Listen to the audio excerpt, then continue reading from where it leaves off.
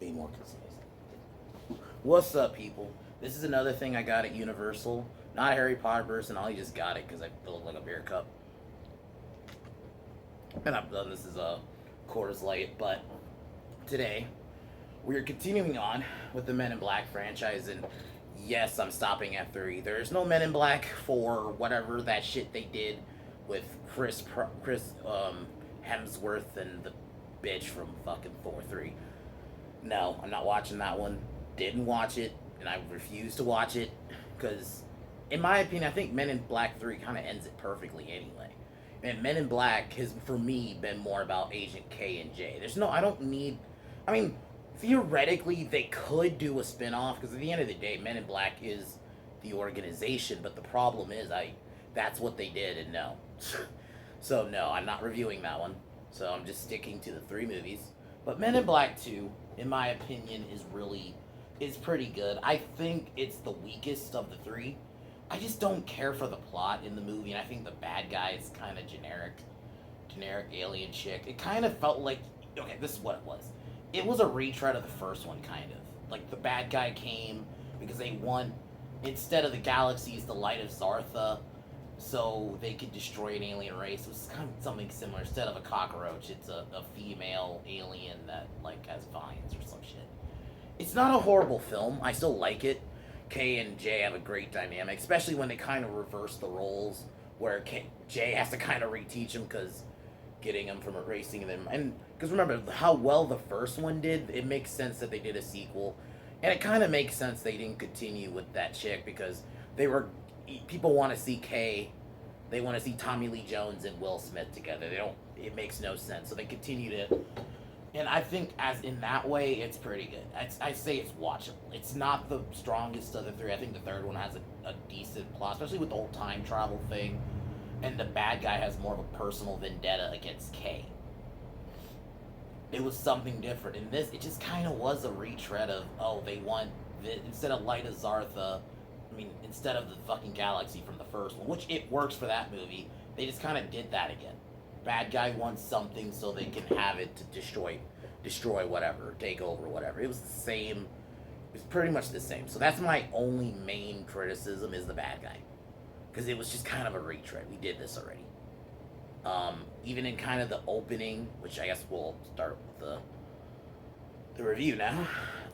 Cheers.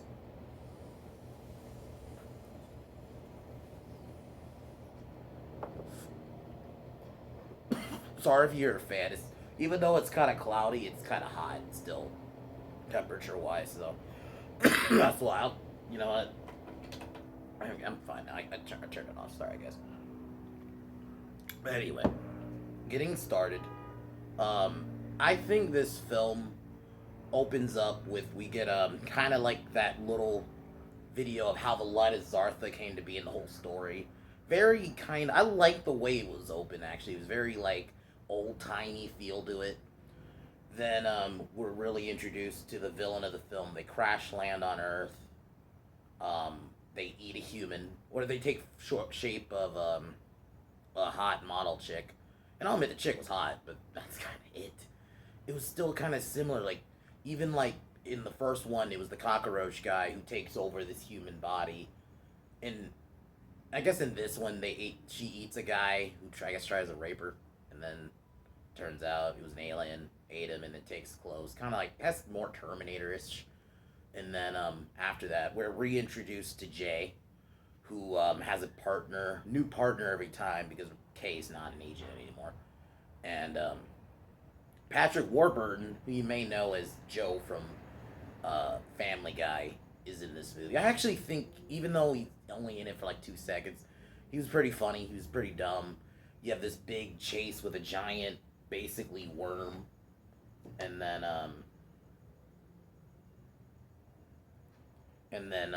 he manages to stop the worm.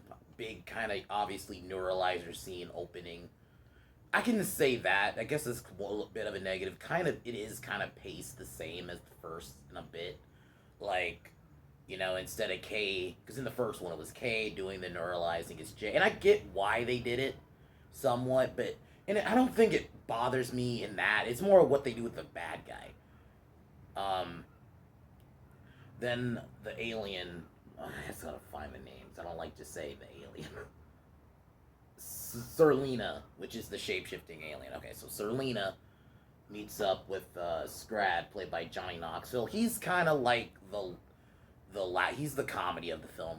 Like he's dumb, the dumb oaf who follows the evil chick, and so she meets up with him and has her. Basically, he's her henchman for a while. I think his role works.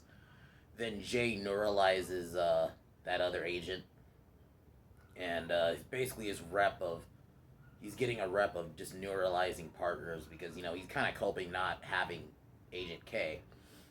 Then his new partner is Benny, who's the dog from the first one, who actually is pretty funny. In some other movies, I feel like that would have got annoying, like, oh, talking dog sidekick. He actually works in this movie, and I think it's because they don't overdo it. They, they don't beat it into you. Like, it's just he's at the right moments. Then Serlina kills Ben, a pizzeria owner, who's because she wants the light of Zartha, and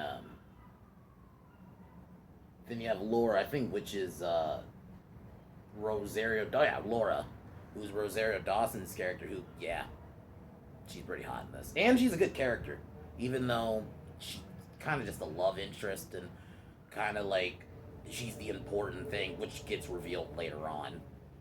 Then happens. Fuck. As usual. And I keep going.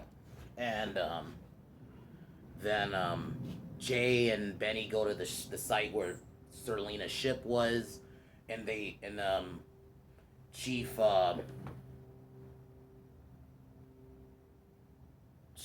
I think it's Chief Zed, who's played by Rip Torn. Chief Zed, not Ched. Chief Zed tells him basically you gotta get Kay back. And then this is where we're reintroduced to Kay. And I actually think this scene was pretty funny. He's at the post office. His name is Kevin. He's kind of living a quiet life. Jay has to basically convince him. He shows him that the post office he's working at has aliens working for it. You even have like a Biz Markie cameo. R.I.P. Biz Markie. It was a funny cameo. So Jay convinces him to come with him. Then they go back to the Men in Black station, which I really do dig the design, like that, like gray futuristic look, and you even have like a Sprint store, you have a fucking Burger King in there. This movie was kind of a giant Burger King ad, in a way, because I think there was Burger King toys for when this movie came out. Then Serlina takes over, looking for the light of Zartha, which this is where I'll go into the criticisms now. I just think it was just a retread of the first one, and I get it. Sometimes sequels do that, like where it's the first one on a bigger scale, but there's a way to do it, and this is coming from me, who's a Friday the 13th fan. I know it's kind of hypocritical because you could argue those movies do the same thing. But it's just like this was exactly the same. Like, not minus like she wants to wipe out another group of aliens, but it's similar. They're looking for a MacGuffin that they need. The bad guy needs this thing to take over. Instead of the galaxy from the first one, it's the light of Zartha. It's even like similar in the fact that they're both in fucking like one was on the cat's collar, and then another one was a fucking necklace. It's like almost the same way, and they both glowed. It was literally the same thing. So that's like my main criticism. That's why I just feel like the story is just weak. It's only the weakest thing, and it's still watchable though. The dynamic where Jay has to like in the first one you have like Kay teaching Jay about like the tech and how Jay doesn't know how to use it and stuff. Then in this one it's Jay doing the opposite and teaching him. So that stuff was fun. So I thought that aspect was pretty funny.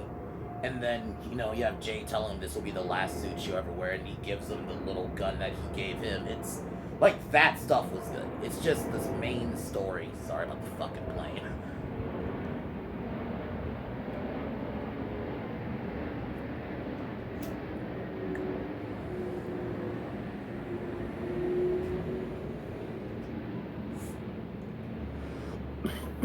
Sorry about that. But while Jay was about to get I forgot what the thing was. I think it was instead of deneuralizer. That's what it was. They were gonna take him to the deneuralizer, which basically gives you your memories back because K is the key to the because he knows where it's hidden. So they were about to, and then they have to get flushed, which that was pretty funny, where they get kind of flushed, and then they meet up with that alien from the first one, you know.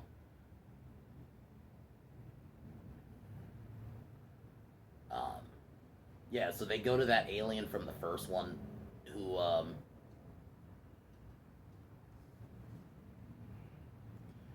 so that alien from the first one who got his head blown off. So they go, K and J go to him because he has a deneuralizer, but it's an older one. Oh, and there was a funny little Michael Jackson joke in there because he wanted to become an agent. So that was pretty funny. Little Michael Jackson cameo. Um, then so K gets deneuralized, but initially is mad that he got deneuralized because he wanted to stay retired. But then Scrad and his cronies that Selena hired try to beat up on Jay. K comes in for the save. Shoot at you have a funny little scene where K has like Jay's telling like him how to fight these aliens, like what their weaknesses are. Then K still doesn't know, so K left himself little clues. They introduce him to Laura and all this, and then they meet up with. They go to the this I guess locker. Like I think it's a train station that has a locker, and you have these like little aliens that pay homage to K. It's pretty funny. Like once K's like mind is back, I really do think the film picks up. It really doesn't pick up a little bit in the beginning, but definitely once K's memory comes back, it's pretty funny. It's almost like the first one again, in that dynamic. Like now he knows. In K's like, no, I'm driving again. It's like all that shit. Um, then they go to the store. They go to the video store where this is where they watch the video from earlier. And K's clearly emotional, and basically, and it turns. I'll just spoil the main thing. It turns out the Light of Zartha is the bracelet that Laura has, and basically, then I gotta stop saying that. I know I've been saying that a lot. It's just a habit. Fucking Serlina kidnaps Laura because she overhears the conversation he has with Benny because they know the location of it. So, because they store her away with the little aliens you see. I think they were in the first one for like 2 seconds. But yeah. So the Agent K and J and the little aliens go get weaponry from this house, which is a pretty funny scene because this is like this random family's house, and they all just show up, and there's like this giant armory, and then he neuralizes them. Then God damn it, I said it again. Fucking, they go to the Men in Black base. You have a kind of a fight with Agent J. And I forgot one of the aliens that Serlina hired. He beats them up, saves Laura. They get into his car after K. Seemingly Jay kills Serlina, but it turns out there's one part of her left. I feel like they watched Terminator 2 because if you remember the scene where Arnold Bloat seemingly kills the T-1000, but then it gets back together, something like that. Because there's like one part left, and she was able to form again. Big chase, pretty funny scene where his car actually transforms into a ship, and then the controller, the fucking steering wheel is a fucking. I think at this time it would have been a PlayStation 1 controller, and fucking K didn't know how to use it because he's never played a game. Really funny little scene. Then final fight with Serlina, she gets killed. I'm just gonna kind of cut through it. They have and. Fucking Laura has to leave. She has to escape before because if the Light of Zartha doesn't leave Earth, it blows it up. So she escapes. Then it turns out the Statue of Liberty is a giant demoralizer. Neuralizer, that was fucking great. Then you have a funny little banter scene between Kay, Zed, and the Benny talking to Jay about, because it was pretty much setting up Laura and him having a relationship. They were setting that up, but she has to leave. It was actually kind of sad when she left, I'm not going to lie. So I think, and then the film ends kind of like the first one where, how it was, where they were talking about the whole locker thing. It turns out we're part of the giant locker of the universe, and it's actually, that was cool. So I think this film is good. It's just not as strong as the first one. And the villain was just very much the same. It had the same almost exact plan as the first villain. It just, Serlina wasn't horrible. And this is Men in Black. I'm not expecting some, you know, fucking General Zod from Man of Steel type villain. I'm not expecting overly complicated villains. The villains are going to be kind of generic. We're bad. That's fine. But I felt like just having them to have the exact same fucking plan just was a bit like, okay. But the dynamic between K and J was always great. I liked Rosario Dawson's character. Johnny Knoxville was okay. He was the fucking humor of the film, even though he was the bad guy. But yeah, it was cool. Like, it established more of the universe. So I think Men in Black 2 overall is a decent sequel. Not the best, and I think 3 surpasses it way more, but I think 2's decent. Like, and I would say watch it. If you want to watch all 3 of them in a row, you can. I think 2 is watchable for the most part. It's just the villain's kind of weak. And the story isn't great because it's kind of the same story from the first one. So Men in Black 2, I would give like a 7. I think is a perfect exact 7. So tomorrow I will be reviewing Men in Black 3, which that will be awesome because I think Men in Black 3 is such a good sequel. It ties everything together because I'll get to that tomorrow. But it ties like everything back to the first one, and that is what a third in a trilogy should do. It should kind of tie everything back to the first one. So yeah, so that'll be tomorrow. Also, we'll be doing a Bands I Love on Linkin Park, R.I.P. Chester Bennington. That is a band that I would pretty much say I grew up with, especially after the first Bayformers film came out.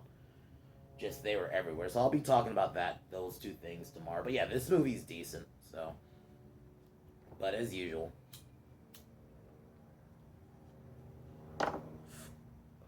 Fuck Warner Brothers. Fuck Disney. Fuck Joe Biden. Fuck Kevin Smith and fuck LaBitch James. I'll talk to y'all tomorrow. Peace.